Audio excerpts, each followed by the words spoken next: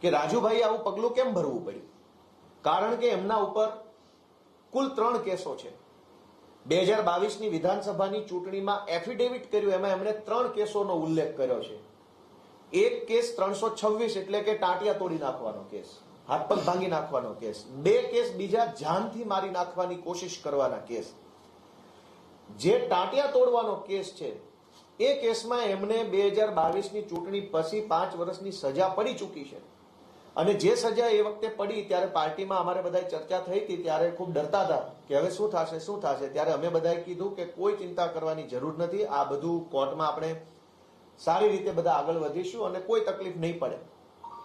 અને બાકીના જે 2 અલગ અલગ કેસ, 307ના 2 કેસ, એ બંને કેસોમાં રાજુભાઈની આજે કોર્ટની અંદર સુરેન્દ્રનગરની કોર્ટમાં મુદત છે. હું પુરાવો સાથે લઈને આવ્યો છું. રાજુભાઈ ઉપર જાનથી મારી નાખવાની કોશિશ કરવાના 2 કેસો છે.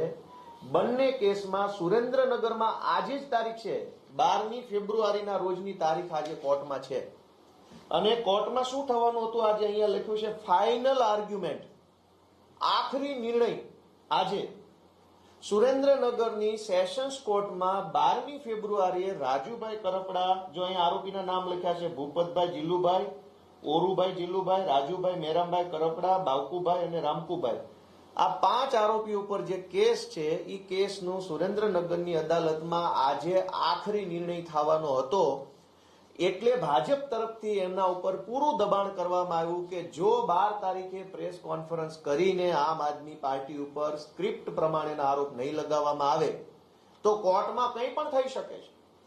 અને બંને કેસોમાં એક જ તારીખ, 2 અલગ અલગ કેસ છે. આ કેસનો નંબર છે 43/2018, સેશન્સ કોર્ટનો કેસ છે 43/2018, આ છે 44/2018.